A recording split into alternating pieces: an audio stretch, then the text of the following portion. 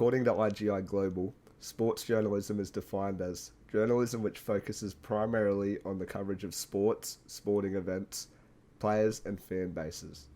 Essentially, sports journos do the same thing normal journalists do, but instead of tackling major issues in society and striving to make the world a better place, they write news about funny balls being kicked into nets.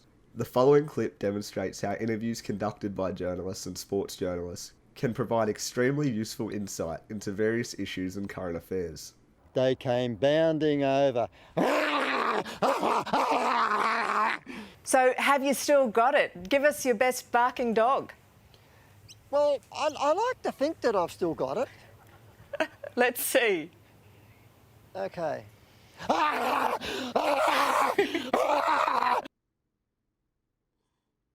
According to a text written by Peter English titled Oxford Research Encyclopedia of Communication, the first formal forms of sports journalism in Australia began around the 1830s, with articles on cricket starting to appear. Up until recently, the main forms of sports journalism were developed for either print media, such as newspapers, for radio, or for broadcast. Since the phenomenon of the digital disruption and media convergence, sports journalism has seen a major shift in how it's delivered. Much like general news, sports news is now often produced for digital consumption online and through social media. While this is important to note, the previous mediums to which sports news was presented haven't become completely obsolete, with most newspapers and radio stations still reporting daily on the sporting world. While this is the case, the popularity of newspaper has reduced dramatically. According to IBISWorld, newspaper publishing revenue is expected to fall at an annualised 4.4% over the 5 years through 2023. IBISWorld also claims radio broadcasting revenue in Australia is expected to decrease at an average 3.4% per year over the 5 years through 2024. While these statistics don't exclusively focus on sports reporting, they display the obvious shift in how sports news and news in general is consumed by the public. Sports journalism's overall value proposition involves providing a medium for sports fans and the general public to stay up to date with the latest sporting news, including match reports, player injuries, and team lineups. In other words, sports journalism allows fans to achieve a deeper level of interaction and interconnection with the sport they consume. Player interviews are a valued aspect of sports journalism, as they allow audiences to establish a more personal connection with players and coaching staff, and also gain insight into tactics and strategies used by teams. While this is true in theory, most player interviews mostly consist of generic phrases such as, "the boys dug deep," or "we gave 110% out there." Tonight you became the youngest player in UEFA Champions League history to score a first-half hat-trick. How are you feeling right now? I feel very good. Anything else? You asked how I feel, I answered I feel very good. What's the secret? 17 goals now this season in 9 games. To work hard. There are a range of legal and non-legal disruptions that can limit sports journalism. For example, recently in the NRL, the Rugby League Players Association announced sanctions to push for better pay and increased insurance for players after they retire. One of these sanctions was players refusing to participate in pre- and post-match media interviews. This had a chain effect on the NRL, as broadcasters such as Channel 9 and Fox Sports weren't able to deliver the same level of coverage as they usually were. Because of this, broadcasters were putting pressure on the NRL to get the deal done with the players so they could start interviewing players again. Another disruption to sports journalism is legally binding suppression orders. If a player has allegedly committed a crime or is involved in an incident, suppression orders can stop the media from reporting on the matter.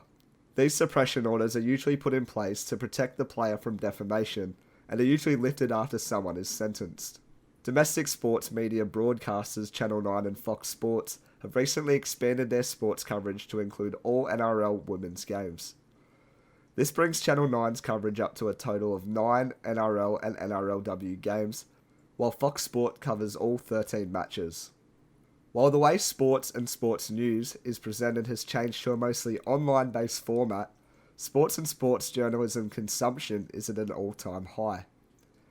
According to an article by ABC News, the recent Matildas vs France quarter-final match had an average audience of 4.17 million viewers throughout the game. These figures made the match the biggest streaming event ever in Australia by numbers. These statistics also didn't take into account the out-of-home viewers that watch the game at pubs, clubs and live sites. These trends aren't as prevalent in soccer, with Fox Sports recording its highest ever NRL ratings during round 1 of the 2023 season.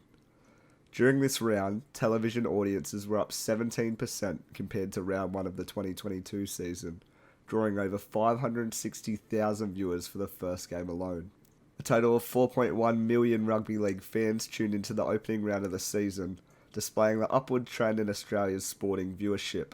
While sports journalism's intended value proposition is to add more layers to the sport consuming experience, sometimes journalists can take stories too far or just ask stupid questions in general. Take this clip of a reporter interviewing an NBA player, for example. Chris, will the Clippers be back here Sunday playing a Game 7? What? Your feeling about, your level of confidence that you'll be back here again. What you think? I'm on the team. What you want me to say? Nah, it's over. I mean, that's what you want to hear? Yes. Come on, man. You've been doing this long enough. Seriously, right? If you can expand upon that. Nah, I don't know. Everybody in here laughing for a reason. Like most media, sports media companies often employ strategies such as exaggerating stories or talking down upon players to generate more audience engagement, in turn making them more money.